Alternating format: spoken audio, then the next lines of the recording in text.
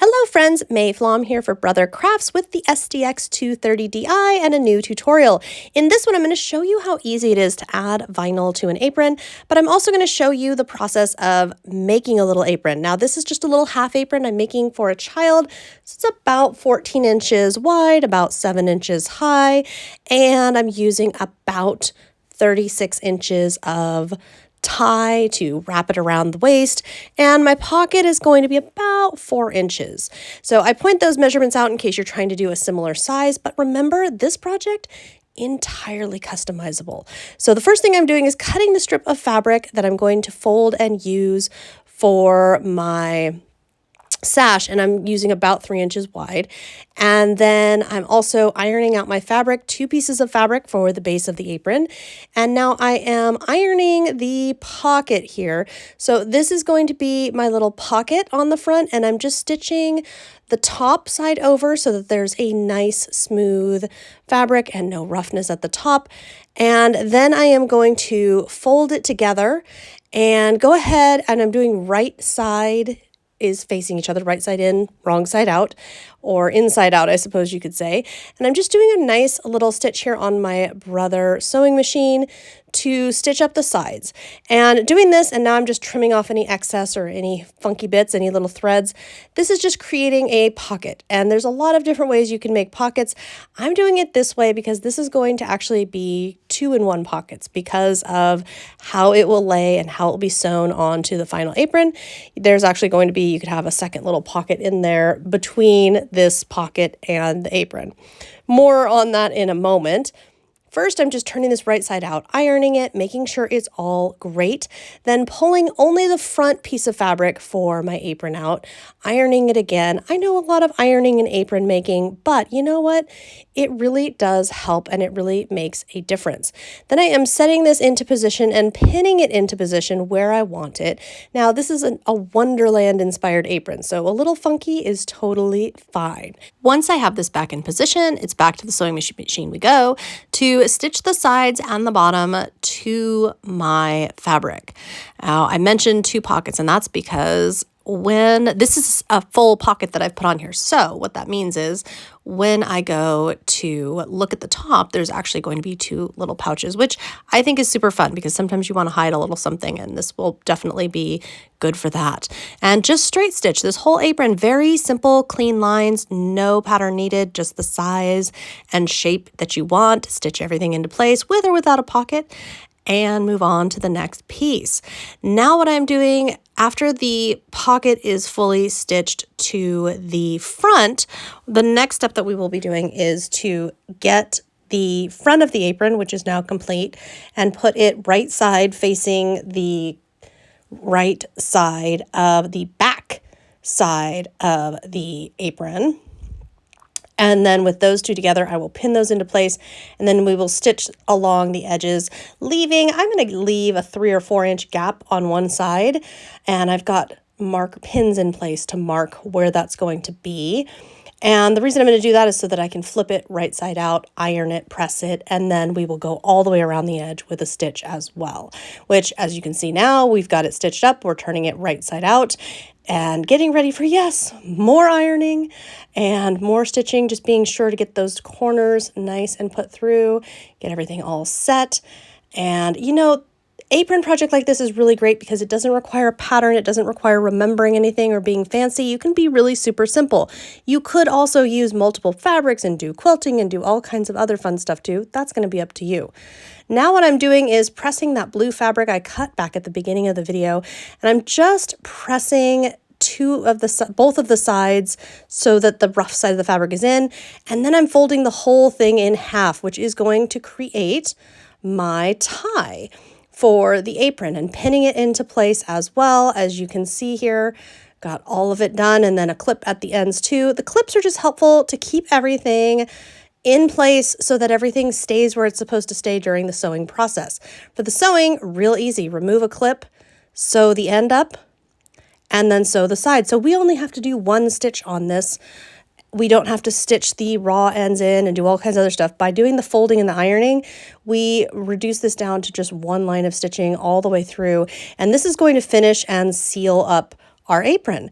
So once it's all sealed up, obviously, we can really get to the fun part. And the whole point of this video is how easy it is to add vinyl to your ScanNCut projects.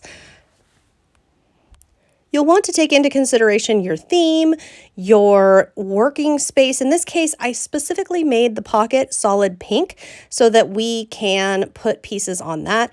And here I'm just kind of showing you what the apron looks like. You can see it's super cute. It's going to be so cute on a little girl there. It's just going to be so much fun. And we can get a gauge of how big an area are we working in, what do we want to do for the ScanNCut portion. And by the way, if you didn't want to make an apron, you could start right here. Okay, if you're working with pre-made, this is where your starting point would be. So you're going to pick a design. As you can see, there are a lot of options to pick from. We have a lot of choices we can make. And knowing what size you're going to be working with will help you off the bat, because that will help you know how tall or how wide is our maximum. For Alice here, we do want her to be less than 5 inches tall because the pocket is about 5 inches high. And then once we have selected our pattern, we can go ahead and press OK. This is going to bring the pattern onto the mat, prepare it for cutting. Now I went and rechecked and resized. You can do it here. You could also start over if you needed to, or edit in the edit screen also will also be options for you. Basically, you always want to double check your materials and your sizes.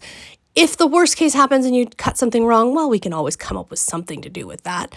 And then, of course, you're going to want to pick your colors for vinyl. I'm using heat transfer vinyl. You could use heat transfer glitter vinyl or shimmery vinyl. I mean, there's all kinds of material. Flocked heat transfer vinyl. There's lots and lots of options.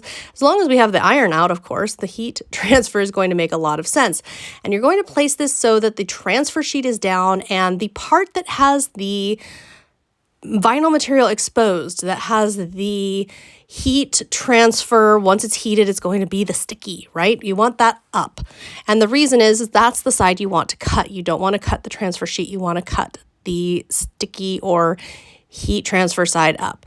We're going to go ahead and load our mat. And then once the mat is loaded, and it just takes a moment while it reads it, we can add, and I decided I wanted Alice in blue, and then I want the Cheshire Cat in pink.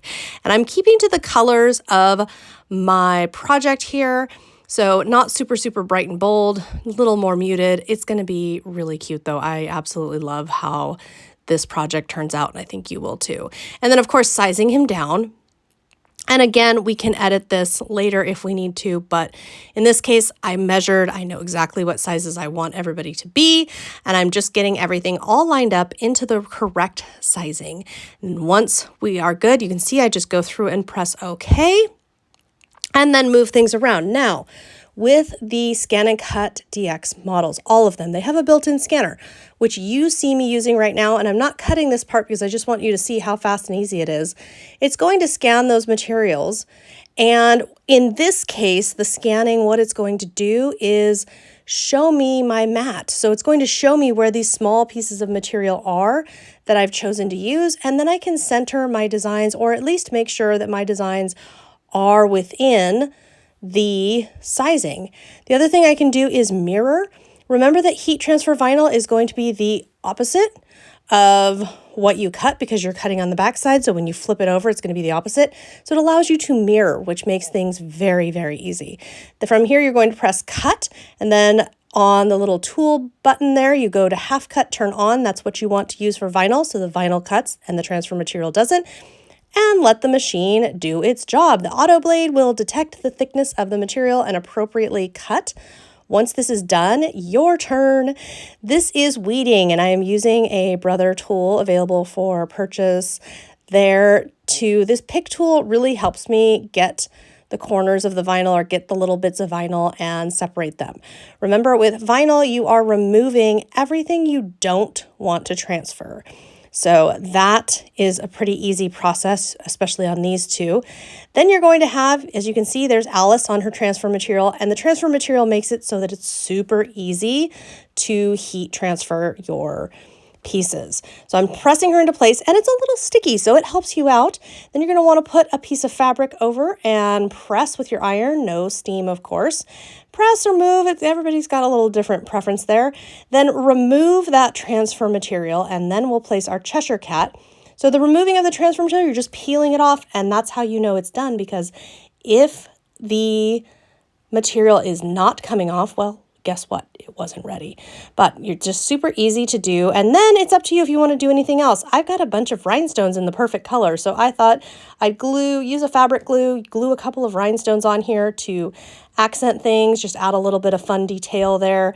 I've got a big daisy that I thought it'd be fun to add a bunch of little rhinestones in the middle, just to add a little sparkle, a little texture to this piece. So much fun, so easy, and I hope you have enjoyed this video tutorial.